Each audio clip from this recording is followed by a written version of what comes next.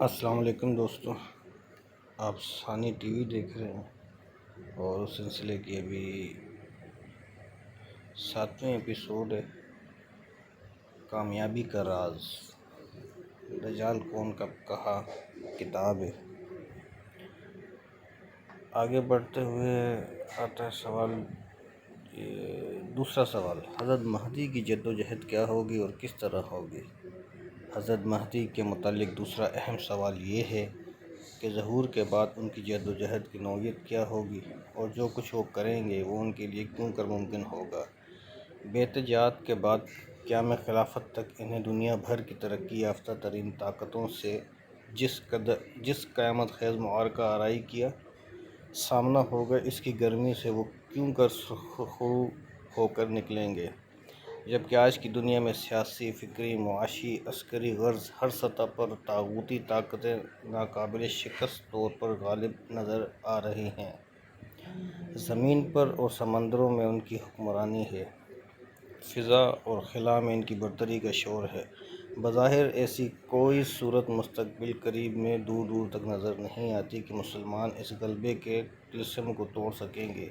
ایک multi national company کا budget کئی مسلم ملکوں سے زیادہ ہے، ایک تھنک ٹینک ایسا ہے کہ اکیلا ہی مغرب کو 100 سال کی منصوبہ بندی کر کے دے رہا ہے۔ اتحاد بھی ان میں ایسا ہے کہ امریکہ اور روس آپس میں روایتی دشمنی اور بغض المشرکین کا عملی مذاق ہوتے ہوئے بھی پاکستان کی مخالفت میں بغیر کسی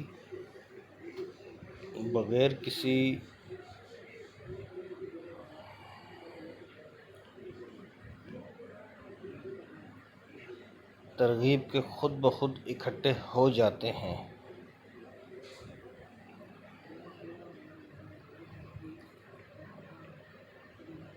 پھر دوسروں کا تو کہنا ہی کیا، ان کا اتحاد تو وجود میں ہی دہشت گردی کے خاتمے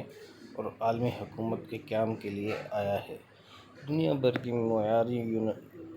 ترین یونیورسٹیاں مغرب میں ہیں۔ امریکہ میں 5758 یونیورسٹیاں ہیں، جبکہ پوری مسلم دنیا کے 57 ملکوں میں یونیورسٹیوں کی مجموعی تعداد صرف 500 ہے،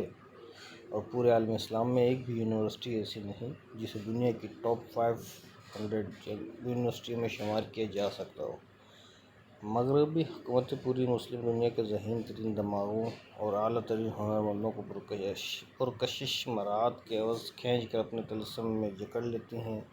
اور پھر وہ ہمیشہ وہیں کا ہو کر رہ جاتا ہے۔ مسلمانوں کے ہاتھ فقط نااہل، مفاد پرست اور حب الوطنی سے حاوی کچرا مال ہی موجود بیوروکریسی کی شکل میں باقی رہ جاتا ہے۔ مسلمانوں میں نظم و ضبط، تعلیم و تربیت، اعلیٰ اخلاقیات، بلند نظری، اجتماعیت، صبر و تقویٰ، غرض یہ کہ ہر وہ چیز جو کسی انسانی گروہ کو قوم اور فاتح گر کو فاتح بناتی ہے، ہر اس چیز کی ایک ایک کر کے کمی پائی جاتی ہے۔ مسلمانوں کی ذہانت کا لوہا تو آج بھی دنیا مانتی ہے، مگر یہی ذہانت اور بے مثال صلاحیت مغرب کے آنگن میں روشنی پھیلانے کے علاوہ کسی کام آ کے نہیں دے رہی۔ جوں وقت آگے بڑھ رہا ہے، ہر صبح مغرب کی کسی نئی انوکھی ترقی کی نوید اور ہر شام مسلمانوں کی مزید بدحالی کی خبریں لا رہی ہیں۔ اس صورتحال میں کیا ہم یہ تسلیم کر لیں کہ حضرت مہدی کسی ماوراء الفطرت قوت کے مالک ہوں گے کہ ان تمام مادی قوتوں کو طبی قوانین سے ہٹ کر شکست دینا ان کے لیے ممکن ہوگا؟ کیا محض خلاف عادت ظاہر ہونے والی کرامات سے وہ ان تمام سائنسی ایجادات کو پامال کر ڈالیں گے جن کی مثال انسانی تاریخ میں نہیں مل رہی؟ یا اس میں ان کی اور ان کے ساتھیوں کی فکری، عملی اور عسکری جد و جہد کا عمل دخل بھی ہوگا؟ اور اگر ہوگا تو اچانک یہ کایا کیسے پلٹ جائے گی کہ مغرب کے حق میں رخ کر کے چلنے والی ہوائیں مشرق کے مظلوموں کے لیے دادرسی کی نوید بن جائیں گی؟ اس سوال کا جواب یہ ہے کہ دنیا کفر کے اس فتنہ خیز غلبے کا توڑ حضرت مہدی کی بے لوث اور اہل قیادت اور مسلمانوں کی بکھری ہوئی صلاحیت و منتشر جد و جہد دونوں مل کر کریں گی۔ اس میں شک نہیں کہ حضرت مہدی کے ہاتھ پر اللہ تعالیٰ حی العقول کرامات کو بھی ظاہر فرمائے گا، لیکن ان کی جو سب سے بڑی کرامت ہوگی وہ یہ کہ جب وہ اپنے ساتھیوں کو گناہوں سے سچی توبہ کروا کر مٹی ہوئی سنتوں کو زندہ کریں گے تو اس کی برکت سے ان کے تمام ساتھیوں کو یکسوئی اور یک فکری نصیب ہو جائے گی۔ ان سب کی سوچ ایک، فکر ہی نہیں انداز فکر بھی ایک اور طرز عمل بھی ایک سا ہوگا۔ ان کے دل سے حسد و بغض، کینہ و عناد نکل جائے گا۔ وہ باہمی اختلافات اور امیر کی نافرمانی کی نحوست سے آزاد ہو جائیں گے۔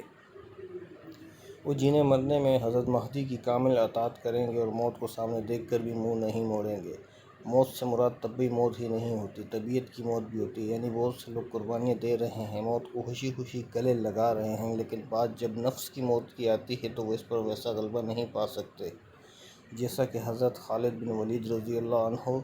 نے حضرت عمر رضی اللہ عنہ کی اطاعت کرتے ہوئے اس نبوی تربیت کا مثالی مظاہرہ کیا تھا۔ حضرت مہدی کی بے نفسی اور اجتماعی مقصد کے حصول کی لگن اور اس لگن میں فنائیت اس قدر واضح ہوگی کہ تمام روئے ارض کے 16 مسلمان اپنے آپ کو مٹا کر اپنا سب کچھ ان کو سونپ دیں گے اور ان پر ویسا اعتماد کریں گے جیسا کہ سلطان صلاح الدین ایوبی پر اس دور کے مسلمانوں نے کیا تھا۔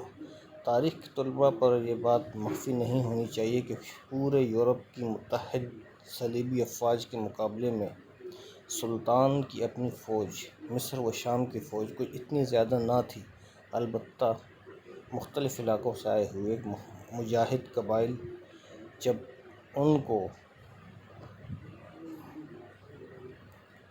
دیکھتے کہ وہ میدان جنگ میں گھوڑے پر سوار ایک جانب سے دوسری جانب تک یوں چکر لگا رہے ہیں جیسے اکلوتے بچے کی ماں